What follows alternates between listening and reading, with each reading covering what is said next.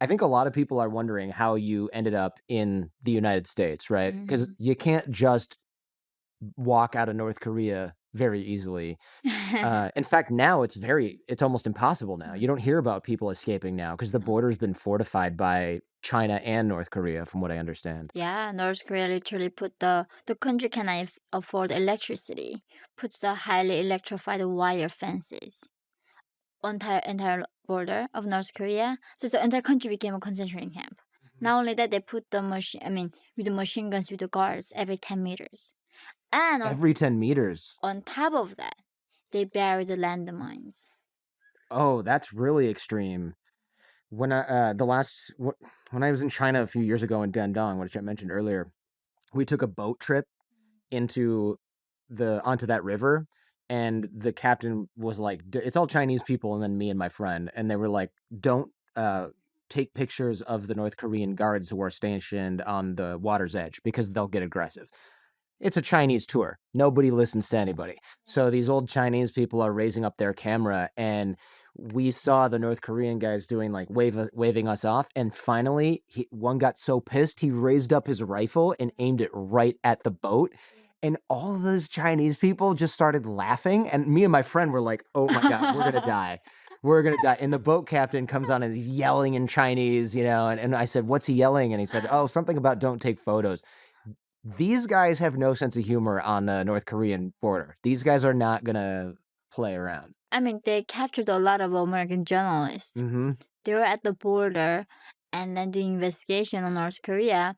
They came across the border and then captured them, sent back to North Korea, and put them in the prison. Oof, And that's Bill scary. Clinton had to go and rescue them Yeah, eventually. wasn't that Lisa Ling's Yeah, sister? She yeah. said, though, she was trying to run across the river or something like She that. wasn't at the North Korean side. Oh, she wasn't? She was on the Chinese side. Oh, that's pretty That's when scary. the guards, yeah.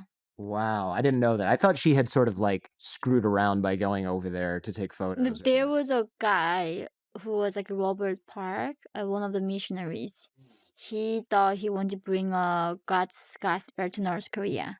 So Oh, he no. walked over from Nando to North Korea with the Bible in his hand. No. Oh, that's horrible. And then they tortured him to the point where he cannot function as a man, and he tried to commit suicide many times afterwards.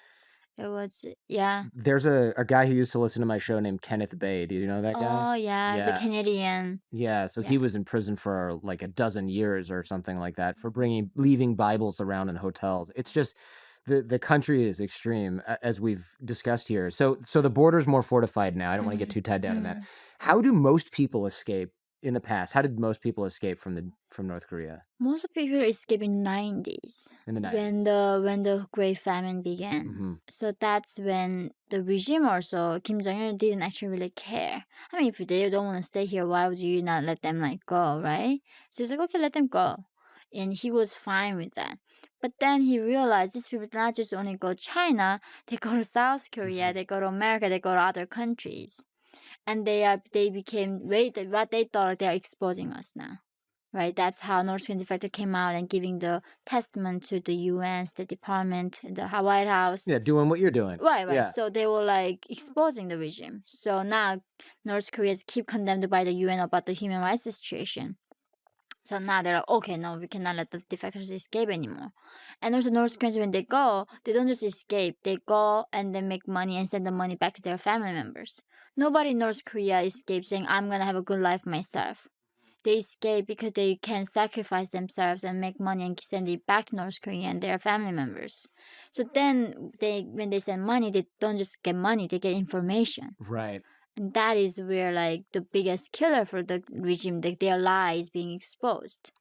Right, of course, because if I escape from North Korea and I'm a waiter in South Korea and I'm sending back the annual salary that my family makes every month and it's only part of my income and I have a low level job, people start to go, wait a minute. So he works at a restaurant in South Yeah. Korea and he's basically a millionaire compared to how we are.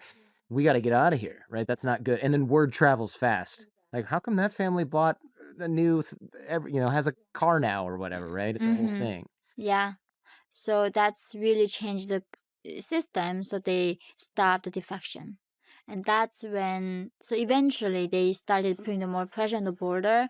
But when Kim Jong-un took over, oh my God, I mean, how can he be worse than his father? But he was a lot worse, Yeah. apparently. He was a lot evil.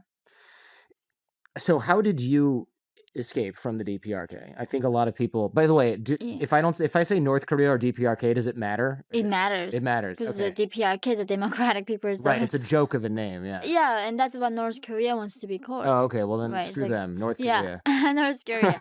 So, I mean, I don't really care about it. When it comes to that, I think that I don't respect the regime at No. all. Yeah, of Yeah, course. yeah. So I crossed the frozen river from North Korea to China. And that was actually right before the wire fences went up. So Okay. I got very lucky. Yeah. Yeah. Mhm. Charles Roux told me he basically swam through a river and they Yeah. were shooting at him, but they Yeah. probably either didn't have enough bullets or they couldn't see him. Yeah. And so he made it out as well. Mm-hmm. Now it seems impossible. No. It's impossible. And also when you go to China, Chinese also border is like very secure. Like back then, they were like, okay, there are poor people coming over. Maybe we give them some food and then they're gonna go back, right? Usually they did. They go to China. When North Koreans escape from North Korea, we are not like Syrian or like Mexican refugees. There's a democracy somewhere that we wanna Mhm. go where the freedom is, right? We're starving. So we just wanna go somewhere they give us food.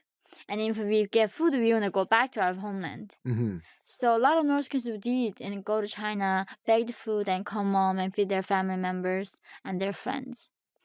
And China had no problem with it, but then they also saw that how North Korean women were going after and then started condemning the human trafficking that they face. So China also, North Korea complained to them. This is our national security issue.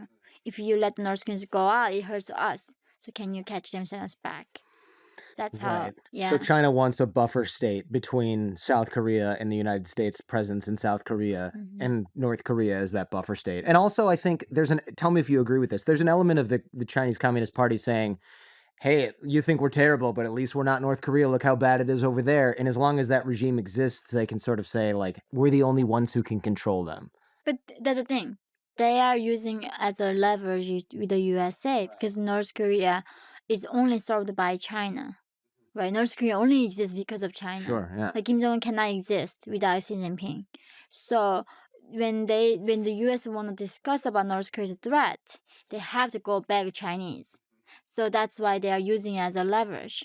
Diplomatic leverage, that is. It's so sociopathic to me that there are politicians going, we're just going to let all these people suffer because it keeps this guy in power, which keeps us from having to worry about other issues. Yeah. It's so crazy to me that even is.